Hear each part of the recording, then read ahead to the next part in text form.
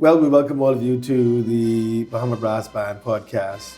We're here in the Bahama Brass Band studio, and it's a wonderful pleasure to be here with the Grand Bahama segment of the Bahama Brass Band's director, in the person of Bishop Barry Bancroft Morris.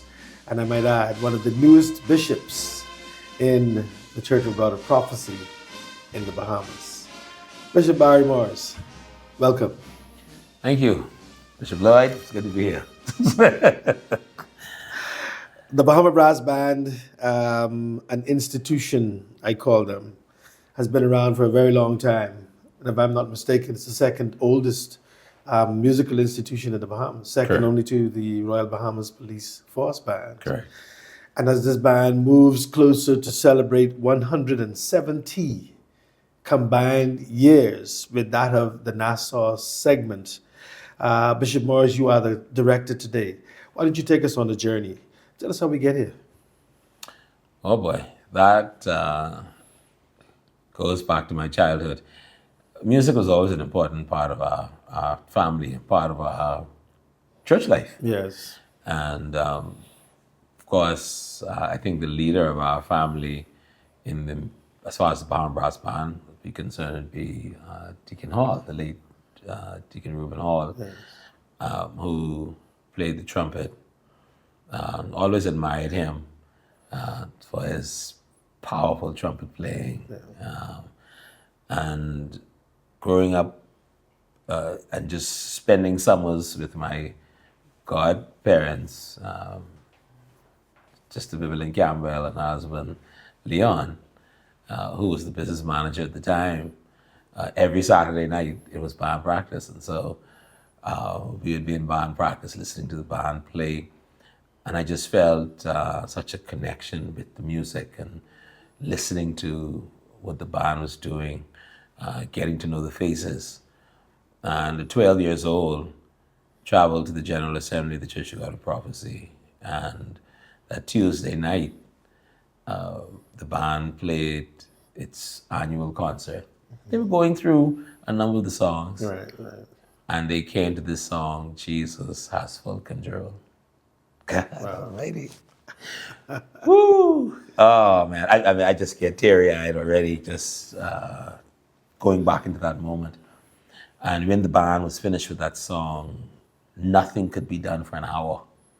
The power of the Lord just filled that room. And I turned to my mother, tears in my eyes. I said, I have to be a part of this. I have to join this band. And when we got back home, the youth band was getting its rebirth under the leadership of Brother Frank LaFleur, who was my godfather, and Reuben Hall Jr. And I wanted to play the drums initially. Got my drum, as a matter of fact, for a Christmas present. And when we started with that, he said to me, no, you're not playing no drums. You ain't playing no drums. And he gave me a trumpet. And he says, this is what you're going to play. And he taught me the trumpet. Wow. And the journey just went on from there, of course. The youth band began to grow exponentially. And then Brother Billy, of course, became our next youth band director. But the difference with what the way Brother Frank and Brother Reuben led at the time, because we were very, very young. As we got into our more teen years, Brother Billy would make us the officers. Right. So, I'm 14, 15 years old. I'm public relations officer, next Got all one, the big boy yeah, pants man. now. Oh, yeah. Next one is 17, 18 years old. He's Yes. a business manager, and so we had that going on with us, teaching us responsibility. Right. So by the time as we got to the Bahama Brass Band, we were prepared to do anything that was asked of us. So that's really how my journey started. And of course, us together, there's a group of us who were learning together, myself, Derek Hall, Eichlin Grant, my brother Ambrose, Everett Stubbs, Derek Stubbs. and we all lived in the same area. So we'd get together and rehearse. And so all of us were playing different instruments. So we taught one another Right. the instruments. I learned to play the saxophone from Michael. You know, he taught me how to play the saxophone. I taught him the trumpet. You know, Bros and Everett played the trombone. So we all learned various instruments. Positions, yes. I played the sousaphone for a little while, partnering myself after some of the greats. Yes, sir. Evangelist Willis Grant, the late Willis Grant, Yes, who was a premier bass player, if my memory serves me right. That's your father. Yes, yes, And he taught wonderful lessons from him, of course, Christopher Hall and great Bertram Campbell. They were the movers and the shakers in the bass section. And so after our bass player was off country, I learned to play the bass from the trumpet. Okay. And we were in band practice one night, and we had no bass, and the bass was just laying there on the floor. So I told the Frank LaFleur, I said, "Give me an opportunity, I could play it." There you go. And I mounted and was playing it, and so they were wonderful days, and that part of my childhood is something that I always treasure because it propelled me to where I am today. So let me say you are beyond the shadow of a doubt a born leader from a young age. I've heard stories of you on your bicycle distributing tracts all over the island of Grand Bahama. And sometimes it was an initiative that was yours and yours alone. Coming into the 70th year on Grand Bahama Island, 170 years. Back then, did you ever see yourself as a leader in the Bahama Brass Band in the future? You know, I don't think it didn't quite work that way for me. It was, see, it's looking back at it now, I could see that the hands who were handling me, Perhaps saw that. they saw something. Okay. And they just molded me. My other friends, they go in and getting in mischief and all that kind of thing, and I had to be a judge. And those elders, they it wasn't like they were forcing me to do it, Right. but they were showing me the necessity in me being a part of it. So the pastor would say things like, "Hey, we need you to do this in church, or we need you to function this way." And in those days, you learned by what you saw. So what they were doing, you just imitate what they did. I know these days you want 5 years of training, and that's good. But in those days, a lot of it was right on the job, right there. Hands-on, yes. And so, I was not allowed to do a lot of the things that my other peers were doing, because those elders were really molding me for leadership. Right. And it was exciting for me to have an opportunity. I relished the opportunity to get engaged and to be a part of and to serve in. And so if at 12 years old, I was not, the only thing that I knew is that I was called to preach. I knew I was called to be a pastor. I knew that. Right. As far as being the director of the Bahama Brass Band, I didn't quite see that. I didn't quite see that. I was happy playing my trumpet. Well, I tell you what, like me, your father was a musician. My father was a musician. Music is a treble clef sits on your forehead that you don't see, that a lot of people see. Right. You're very inclined when it comes to music, all different aspects of the music industry, from teaching to playing, workshops. You can do it all. Is there one thing that you can think of in all of your experience with the Bahama Brass Band and in music that would be the thing that provoked you to really want to become a member of the Bahama Brass Band? I know We have Junkanoo around, and the Junkanoo groups have been looking for a man of your kind of talent for many, many years, and they just couldn't get you. What is that one thing that you would say that provoked you to want to become a member of the world famous today Bahama Brass Band? Oh boy. When I was at that same assembly in 1983, and it was a Friday night healing service, the band was playing. They played the song Touch the Hem. I know the name now, Touch the Hem of His Garment. Okay. And then I didn't know what it was. I just remember the tone. Da da da da da da dee da da da. Dee la da. And this man came in the room on a stretcher, paralyzed from his neck down. And while the band was playing that song, brethren were lifting this man on a stretcher. You can imagine what's happening with this 12-year-old boy as I'm looking up the aisle and watching these brethren bring this man down on a stretcher.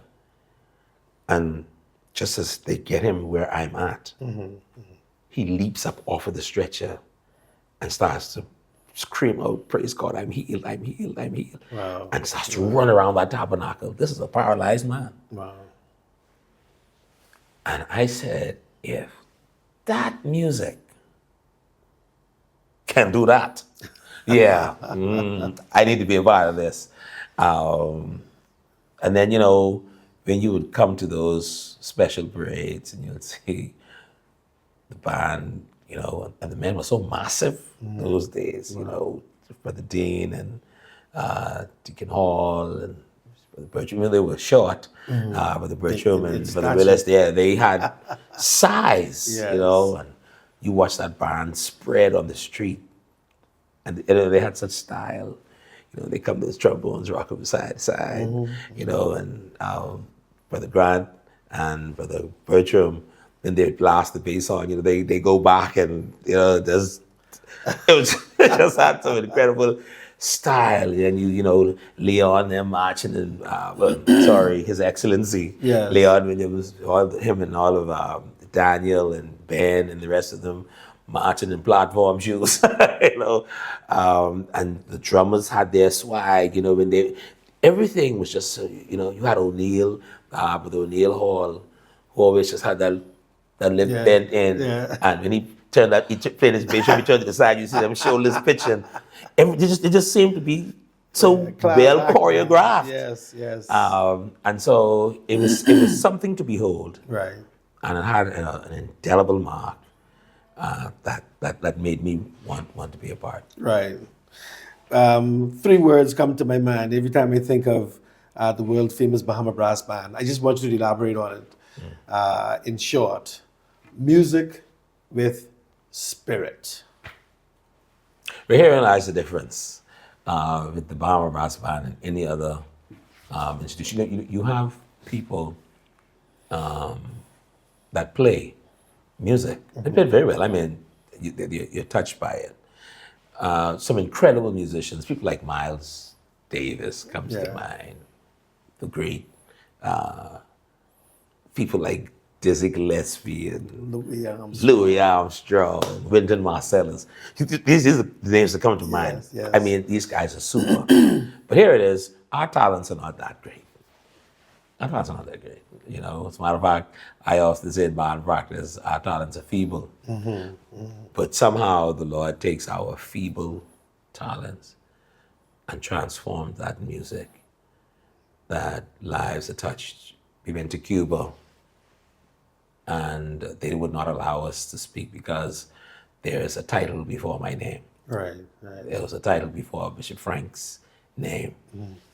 And Bishop Franklin Ferguson looked me in my face with tears in his eyes and said to me, they didn't allow us to speak on the program. He said, but the music did more than our words could have ever done. Amen. He says, when I looked around at that place, he says, and I just saw people weeping and breaking under the pressure of that music and just reaching out to the Lord. He says, that was just so amazing. He says, Bishop Harry, he says, this music is phenomenal. I said, do you know what you're doing? Yes. You know? So he was taken by it. So when we talk about music with spirit, the music that we play transforms lives. It's more than making an impression. Exactly. That was good music. But we're talking about lives being impacted. You know, how is it that this band could play? We go on a parade in New Orleans, we play Amazing Grace, and a prostitute could come out of her house of whoredoms and kneel before a drum major and give her life to Jesus Christ without one person saying a word to her. But she opened her life to Jesus Christ, holding on to that drum major's mace, weeping before the Lord. And we just played Amazing Grace until she threw her hands up and said, thank you, Lord, for saving my soul. Amen. Yeah. Amen. That's the kind of music. this band Music plays. with spirit. And I can tell you, as a member of the Bahama Brass Band, there were many times on parades, we'd be just heading down the street, and I am overtaken, man. The tears just come out of nowhere, and you just feel like you just got some help. Oh, yeah. If I can put it that way. You just got some help with this music. You're doing all you can, but you know you have a sense of something else that took place. Yes. And music with spirit, I don't know who coined that phrase, but man, they couldn't have done a better job. Right. I believe even that was inspirational. Yes. Yes. Yes. So can you tell us, do you recall when you joined the band? Yes, I joined the band. It was July 8th, I believe, 1988. Okay. Yeah, 1988. The year I graduated high school, I became an official member of the Bahama Brass Band. I was playing with the band before that, but became a member at that time. Now, I know we have a system in the Church of God of Prophecy where a youth band is established, and that is to continue to give life to the senior band, the Bahama Brass Band. Yeah. Perhaps there are accomplished musicians out there who feel maybe they want to be a part of this. Or maybe there's someone who knows nothing about music, but just because of what they see, they just know that they want to be a part of this. Can you walk us through the process of someone becoming a member of the Bahama Brass Band? Well, first of all, the person, the Bahama Brass Band is a Christian institution. Yes. And we try to reach out to youngsters from their youth to get them to see the importance of serving the Lord and to join this institution, which will be the youth band or the junior band in New Providence, the youth band here in Grand Bahama, youth band in New Providence. You want to instill those good Christian values to the point that the person has an experience with Jesus Christ. Yes. Because we want to encourage that.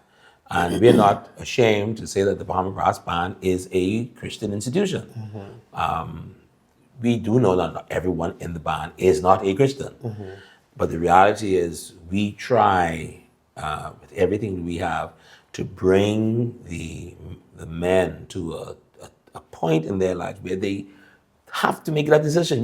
It's necessary to make that decision to serve the Lord. Yes. And we want them to give their heart to the Lord, but we don't stop there.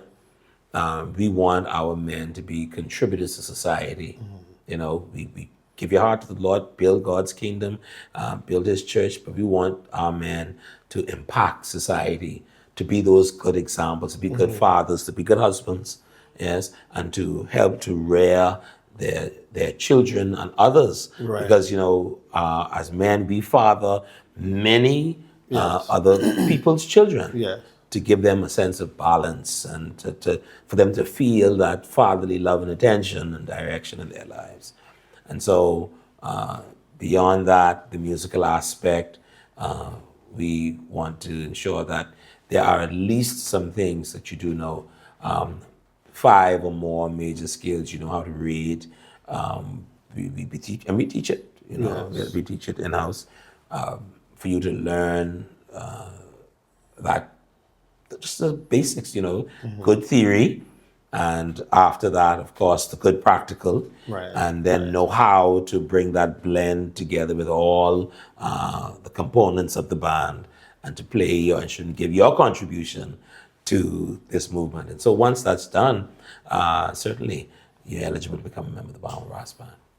Friends, fans, supporters of the Bahama Brass Band, this has been a very interesting conversation, and you don't want to miss the rest of it.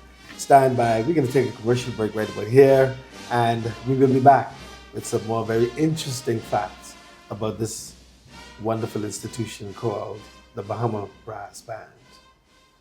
Grand Bahama, get ready to march with a shout. The Bahama Brass Band presents a musical event like no other with a Shout Wheel March, a historic celebration of 170 years of passion, purpose, and powerful praise. 100 years in Nassau, 70 years Grand Bahama, featuring a rare and electrifying performance by the Trinidad and Tobago Police Force Band, all-female contingent, bold, brilliant, and unforgettable, at the Grand Lucayan Ballroom at 7 p.m. Saturday, September 13th, 2025. Tickets are $20 in advance and $25 at the door. Seating is limited and this will sell out. Tickets are available at 17 Shop and Frank's Ice Cream downtown Freeport. A night of rhythm, reverence, and revival. Don't miss it. Let the drums roll, let the horns soar, and the spirit move. This is more than a concert. It's a call to celebration.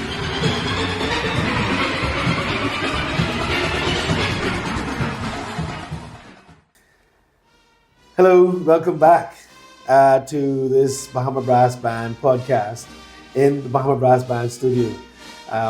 It's a wonderful pleasure to be with you. And so, Bishop Barry Bancroft Morris, I know usually when appointments are given, sometimes appointees are there, sometimes they're not there. Tell us what it felt like, having been a part of this institution and working in it for such a long time, to hear that you are now the person that's saddled with the responsibility of directing the Grand Bahama segment of the Bahama Brass Band. What was that feeling like for you? Chills. Oh, Lord. When I joined the band at 17, the very night we joined, I was made secretary, assistant secretary. And I came right up through the ranks, serving. I served in every position leading up to that, till I was the assistant to Brother Capron, who was the emeritus director. And, I saw the preparation for it. So as we got, as you begin to grow, you sort of see where this is going to end up. Yes. Yeah. Yes. And so I saw where it was going. I didn't know how it would happen. I had in my mind maybe it was going to, 2 or 3 ways it would happen. It didn't happen in either of those ways. But I remember Bishop Raming reaching out to me and saying to me that Brother Capron spoke to him and told him that, he no longer, he feels that he's reached the end of his tenure. And he asked me if I would consider it, being the leader. So he says, pray about it and get back to me, and prayed about it. So I told him, I said, if you desire to go ahead with it, I'll accept it, but it still wasn't in concrete. You know, that could have been the same thing for anybody else. He could have done the same thing too, but he put it to me.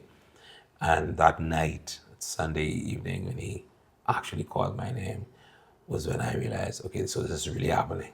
This is going to take place. But in my mind, having an understanding of this institution, who made it up, who were the contributors to this, what they believed of this institution, that was the weight of the experience. Okay. How to fulfill what the framers desired to happen. Those brethren who came, of course, we know in New Providence, they had the experience with four brethren who envisioned the band playing for church services and conventions and government entities and that kind of thing. And they had a view. But in Grand Bahama, we also had, our view, and we talk about our early framers here, the Reuben Halls, the Jenkins Williams, who was the first band director, Ian Brother Murphy, and then as it began to grow, the caliber of men who are part of this institution that helped to make it up. When you think of those names, those persons, what they've contributed to the church, what they've contributed to society, these men, would come out of the pine yards, working all day, take a shower, don't even eat, get on the street corner, play instruments, have street service, and then go to a night service. Wow. And that was their regiment daily. They come out of the pine yards, go home, take a shower, mount their instruments, play on the street corners, march around the communities. That's where we got the preach-a-thons from. Okay. They would march around, stop certain areas and preach. And even in the early days in Pine Ridge, that's where we got the marching around at Christmas time from those elders. Wow. So they would get in the community and they would march around at Christmas time and at New Year's time, bringing cheer and joy to the community. Right. Some people say, they're just having fun. No, they're sending a message. it's more than just having fun. We enjoy playing, but it's more than enjoying the playing. We are sending a message. Exactly. And all of those things rested upon me to know that you had members of parliament that played in this band, bishops, lawyers, doctors, law enforcement officers who played in this band and continue. We have that going on now. But what their heart and mind was in this band and what it is they expected of me. Likewise, the responsibility of it all was very, very sobering that night. Okay. And that's what rested upon my shoulders. It was a chilling experience, but it was very, very weighty to know exactly what my responsibilities would be here on in. In a nutshell, chilling is the best word that you can find. Yeah. I haven't heard all of that. That's a lot you put on yourself, man. Yeah. That is a whole lot that you put on yourself. At least it is evidence that you gave it thought. It's not something that you just jumped into. You understood the position that you were accepting, and you accepted the position. And I think all of that is what makes you a great leader even today. I know we can't even count the sacrifice, and I'm sure you stopped counting years ago. And when I listen to what you say just now, I know where the sacrifice that you continue to make for the Bahama Brass Band comes from. Everything that you've mentioned just now, the weight that actually sat on your shoulder when your name was called to be the person to take this movement into the future.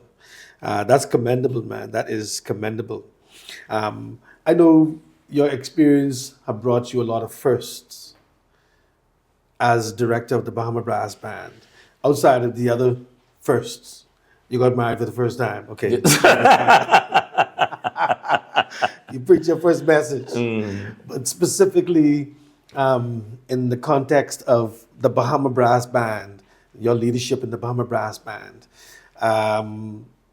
can you share with us a couple of the firsts that took place with you as the director of the Bahama Brass Band? I could recall the very first was the Tri-State Tour, where we went to Florida, New Jersey, and Atlanta, Georgia. Of course, it would have been the first time the band ever played New Jersey. And it had been the first time we ever did a Tri-State Tour. So That was an amazing time. We jumped on a bus and chartered a bus, and we drove from Miami to New Jersey, and then New Jersey to Atlanta, and it was an amazing experience. Hundreds and hundreds of people gathered there to listen to the band play. People came on board, choirs, groups, they came, joined what we were doing to make what we did complete. That was the first. And then the next first would have been when we went to the motherland, Okay. South Africa. The other side of the globe. Other side of the globe. What an amazing experience. We Lord have mercy. When I look back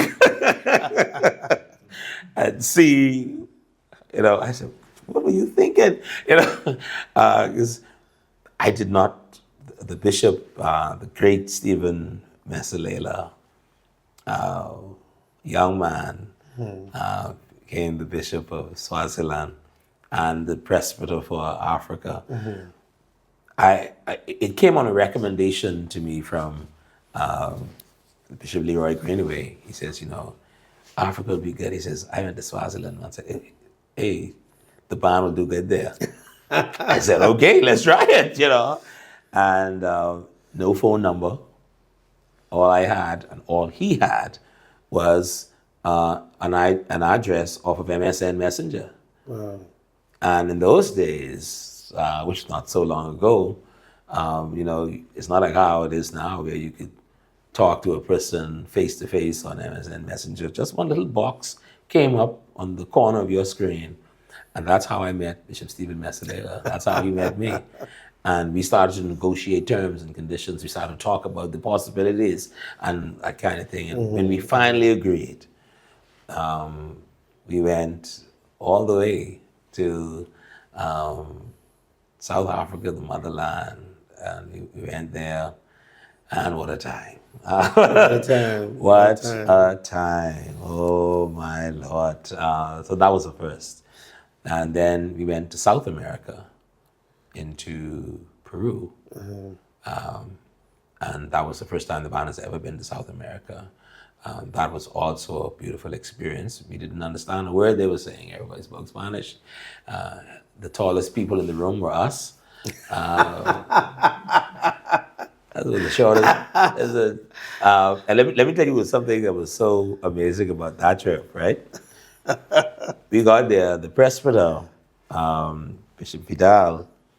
Because he was short too, right? No, Bishop Vidal has height. Oh, okay. But he's not from South America, Okay. Bishop Vidal came on the bus to us and said, I want to apologize. We had to move the convention from Peru to Lima. Okay. He says because there was something happening with the place that they were going to have the convention. So he said, and he came and he apologized. With such humility, saying to us that only 30,000 people would be able to attend the convention. only 30,000. Only 30,000. 30,000. He feels so bad because he wanted the band to have this $100,000. big audience. But only 30,000 people are able to fit in the auditorium. Was that sarcasm or was he? No, genuinely... he was serious. He was, and so a brother, I think Brother Alex turned to me after he left, and he says, "This man just apologized to you because only 30,000 people come to this thing." So I said, "Yeah, but it was amazing. It was amazing, and we played during that convention. And the funny thing was, it was a circular arena, and the stage was at the bottom of the arena. Okay. And so we played in one direction for most of the convention. And so we were playing one night. I just told the guys, I said, turn around, and they turned and That was it, you know. When they turned, I mean, the place just exploded with the presence of the Lord. We did a parade, and while on the parade, a couple just got married. And they jumped out of there. I mean, the whole, caravan of wedding attendees. Yes, yeah. And the bride and the groom hopped out of their vehicle and attached themselves to myself and the drum major, and they marching with us on the parade, you know. It was wonderful. That was the first. Wow. Of course, going into the lower parts of the Caribbean, the Eastern Caribbean, going into Antigua, St. Kitts, Montserrat, you know, they're among the first. Cuba. Performing, oh, I like the one for last. Performing for Trinity Broadcasting Network. Yes. That was a first.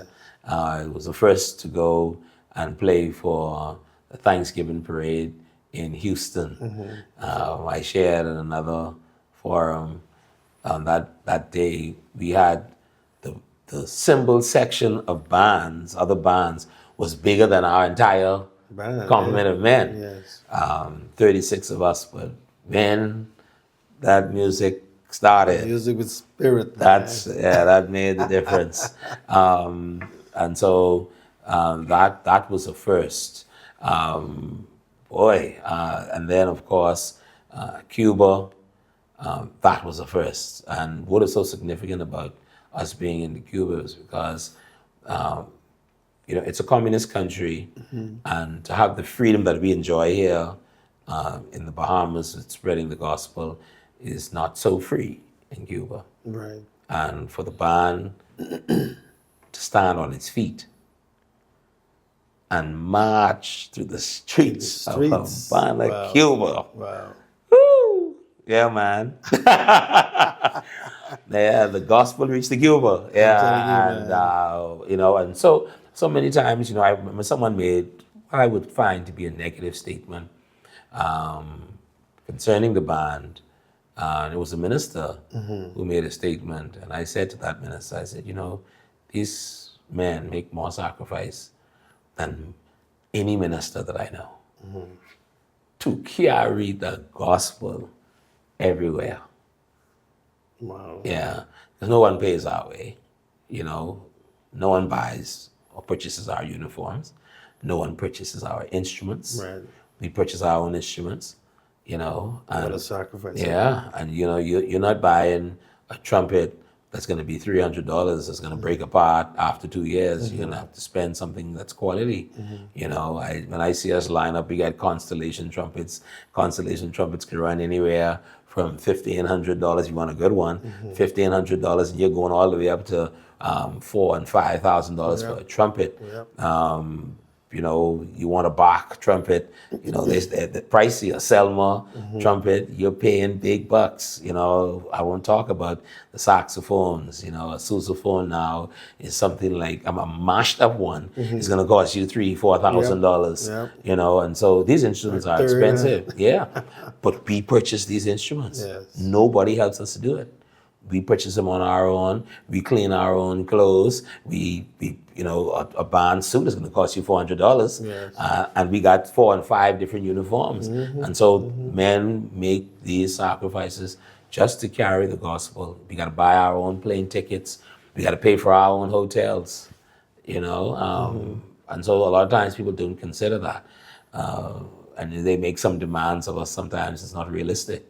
And if we can't perform to those demands, we're ridiculed. Yes, But the reality is, I told someone after a funeral, my feet were on fire, dehydrated, and all this kind of thing. They want you to play more, play more. I said, listen, you don't put gas in this and pull the string and music start playing. That's foot, that's wind, that's energy, that's strength. You're using everything. Because all of us, all of our body, our mind, and our soul is engaged in our playing. So it takes a lot to do what we do. Yes, they are. First, we're the first to for Celebration Key. Absolutely. Yeah, here in Grand Bahama.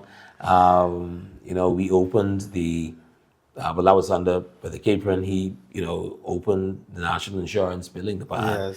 Yes. And so we had a lot of firsts that the Lord allowed us to have. That was just so amazing, and how the Lord blessed us tremendously. First to do Grand Bahama's own recording, restored, and getting ready to produce another one. And so it's going to be thrilling to the ears, to what we've been able to accomplish over these years. So we've done quite a bit. The Lord has helped us accomplish quite a bit. As we wrap this up, folks watching, this has been very interesting, and this is not the end. Stay tuned for some more interviews and some more talks and chit chats coming out of the Bahama Brass Band studio on podcasts such as these. And so finally, as we wind down, Bishop, 2 questions in one, and we're going to close up with this for now. When were you first appointed as director of the Grand Bahama segment of the Bahama Brass Band? And share with us, what is your vision for the future of the Grand Bahama segment of the Bahama Brass Band? Well, when I was first appointed and began to pray and seek God, the direction that we had to go in, the first thing I thought to do was to try to get us to improve. The Bahama Brass Band already had a sound. Mm-hmm. I didn't come in to change that. Mm-hmm. There's something that leaders must learn. When you become the leader of something that was already in existence, mm-hmm. your job is not to kill what you met there. Yeah. It is to build on what you met there. And that's because people before you made sacrifice, people before you were engaging, people before you were working and building. And for me to come in after all of the blood, sweat, and tears that Brother Jenkins and Brother Murphy, Bishop Capron, and Master Vincent Capron, those brethren have been building all of these years, and to act like what they did, I'm the new kid on the block now, yes. And that would have been totally disrespectful. Yes, indeed. I honor what those men did, and I still honor it today. And so I often think of what is it they would have wanted to see come out of the labors that they have invested in this institution. And so that was a springboard for me. And the first thing that I thought to do was the quality of the sound. I know the sound that they wanted. One friend of mine, he was director in the police band, he said he could be laying down in his bed 3 o'clock in the morning and the Bahama Brass Band comes marching down the street. He knows that band sound differently from every other one. Yes, sir. And he begins to pick it apart and talk about the trumpets, how they sound, the altos, what they play, the sousaphone. Right. And some guys came along and they tried to, they want to do their own style and all that kind of thing. But the reality is, you build on the sound, you build on the things the foundation that was given. Yes. And so I wanted the trumpets to sound like trumpets. Yes. I wanted to hear the beauty of those altos. I wanted the trombones, because, beyond the band, choir singing that we do, all that kind of thing. And that's what those men of old were so good at, because they sang in all the choirs, and they were singing these hymns and whatever songs they do, and that same style came into their playing. And so the thing is to just enhance that, build on that. Yes. And sometimes in band practice, I would have us hum or sing a verse of the song so that the words could get into our hearts. internalize, So yeah. that while we're playing, we're not just playing notes, but something is happening in our hearts while we're playing. Yes. Of course, we to get it to blend where it needs to. So we started introducing workshops, and those workshops were to encapsulate the sound. Yes. We wanted the sound. That's what we were going after. We wanted that particular sound, and we were going after it. And everyone was engaged in it, the young, the old, And here I am, another chilling opportunity to know that I am now leading these men who fed me. I'm now leading these men who brought me up. Yes. And so care has to be given, honor has to be given. I am leading brothers who are my senior in years, likewise. Yes. I'm leading my contemporaries and younger. That's a pastoral position all in itself. And so when that is happening, and then you begin to think of opportunities, vision. What are we going to do with this music? What are we going to do with it? We're just going to march around here to funerals? That's what we're going to do? That's all we're good for? We only Gotta good, be more than we that. only good to do a little program here. That's all we're good for? No, we talk about taking this thing to the world. Yes. And I believe that the Lord has given me a worldview for this band. I don't want it to be a secret. I don't want it to be a secret. I'm trying to remember the name of the California artist. He was here in a concert and he says his group was the best kept secret for 20 years. No one knew anything about them. And they were singing for 20 years. The Bahama Brass Band has been around for 100 years in New Providence, 70 years in Grand Bahama. This is a gift that God has given to the Church of God of Prophecy, a gift that God has given to the Commonwealth of the Bahamas, and a gift that God has given to the world. Yes. And it is and look at it. You're talking about a group of black men, basically, that have been together for all of this time. You're talking about generations. Your father played in the band. You play in the band. Your son plays in the band. And there are many other stories. We still have sons, grandsons, great-grandsons of our first set of members who play in the band. Yes, and so it is a legacy. It is an institution. And it is my view that given who we are, that the band needs to be on a world stage. Our music is unique. You can't find it anyplace else. We've had people who've relocated in groups, moved to the Turks and Caicos, moved to the United States, and started bands there with themselves, who came from here, playing with us. They sound good. But it ain't the Bahama Brass Band. It ain't the Bahama Brass. And you can tell it's not the Bahama Brass Band. Yes, indeed. Yeah, you enjoy the music, but it's not the same. Yeah. And so for us to have our voice on a world stage, and I see the world as the opportunity for us.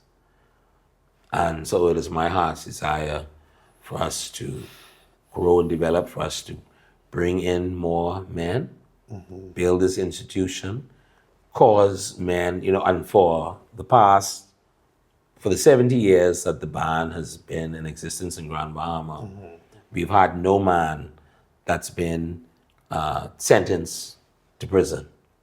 Not one. The same is true for New Providence. Yes.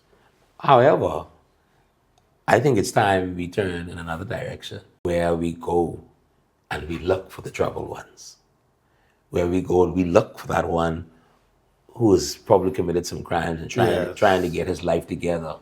And we go and we fetch them and we bring them into this group of men and say, listen here, okay, you made some mistakes. You did some things you should not have done. But we want to give you an opportunity to make the wrong right. Come and join the band. Yes, sir. Come learn an instrument. Come be a positive Christian contributor to society. Yes. You know, take your instrument and you have a testimony. You have something to share about how your life was taught. You know, I had anger issues growing up, and there were times in the band where I would have demonstrated that as a young boy. Right. But what I had was the Uncle Willises, the Deacon Halls, the Neville Deans, who would, hey, come here. That's not the way to do it. You ain't do it like that. You know, and it was, you know, What a I know, privilege, man. What a yeah, privilege. and there were times when they were tender, but there were times when the rebuke was sharp as a razor, you know, but you knew they loved you, Yes. even though they had to talk to you strongly on something. And I knew that, you know, and so my vision and my passion is for the band to grow in numbers exponentially, growing good musicians. Likewise, to produce men who want to serve the Lord, Yes. men who want to be good ministers of the faith, good husbands, good fathers. And then that music, you know. Yes. I look to see us on Christian television. I look to see us on a stage where, I mean, when we went to Houston, over 300 million people watched us. We were interviewed by CNN, that's a first. Yeah, going back to the first, ABC, that's a first. Okay. Fox News, that's a first. You know, and so but I want it more significant than that. Right. Right. I want what the band has given in terms of experience and ministry over the years. I want that on a world stage. Right. Right. And I know the Lord is going to help us with that. I know the day is coming. And I ain't going to be like them. The old brothers would say, the aunts can bring them the news. So you Aunts bring them the news. I can be right there with my trumpet. Yes, And I'm going to be a part of it. Watch it all We're all out. going to be a part of it. Yes. And watch God do wonderful, wonderful things in our midst. And so there are brighter days ahead. Brighter days ahead, you know. I can see the light. There is great things ahead, you know. Songs up above my head, I hear music. Music in the air. There's things going on. And you know, sometimes, you know, you say, because after we have an event, as we're planning this concert now, Yes. you know, our concerts keep growing and the music keeps getting more exciting. Yep. And so sometimes you sit at the table, Billy will ask you, what's next? I said, well, I know. I know. But the Lord, but because we're going forward, because we're Yes. moving, it's because a vision is only for a time. Right. You know, and I know there's some people who would say, okay, you know, he's very aggressive. You know, he's pushing too hard and all this kind of thing. We have to understand what vision is. We can't sit on a vision. And I am not prepared to sit on a vision. If the Lord has put it in my heart or by some means, run with he it, called me man. to see it, that will happen Yes. for the glory of God. Yes. And I'm not, you know, I used to be timid sometimes because you hear what people say, you know, oh, you know, you got to sit down and sit, you know, humble yourself and sit small and all these kinds of things. That's oppression. And to any leader who is a leader, I want to tell you today, when you have a vision, when God has given you a vision, when God has given you the vision, when God has given you the vision, when God has given you the vision. Did I say when God has given you? When God has given you the vision. God's vision does not bring disruption because he's not the author of confusion. I didn't know. Sometimes when we planned things, or we didn't have the money. We didn't have the money, but somehow God brought the provision for the very thing. When we went to Africa the first time, there were even some among us who couldn't believe it would happen. I said, no, sir, we never been that far before. That's right. You want to go to Miami, we can do that. You know, people would tell me, you getting too big for your bridges. Where you think you're going to go? Africa, and all that kind of thing. And we done been twice. Twice. Yeah, but that's what God will do. He will make it happen. You know, sometimes you got to go through the rough patches and that kind of thing. But I want to encourage any leader. Just hold fast to what the Lord has given you and follow the Lord's direction. And remember that whatever you do is for two people. You're doing it for. You're doing it for God and the people that you're serving. Amen. Never put yourself in the front of the benefit. Never put yourself in the front of it for a name for yourself. Whatever you do, it is for God to get the glory. Yes. For the people. Yeah. You got to be concerned about the people. Yes. And when the dust is settled, that makes you the leader. You're absolutely right. That's what it does. You're absolutely right. So there you have it. Bishop Barry Bancroft Morris, director of the Grand Bahama segment of the world famous, and I did say the world famous Bahama Brass Band. And of course we understand world famous for us does not mean that we're reaching for fame. It simply means that we are covering grounds that we believe that the Lord has called us to cover. And so we want you to continue to keep us in prayer, continue to keep this director in prayer as this band continue to move in the will of God. Beyond. Yes, sir. All right. Thank you very much. It's been a real pleasure. You enjoyed it.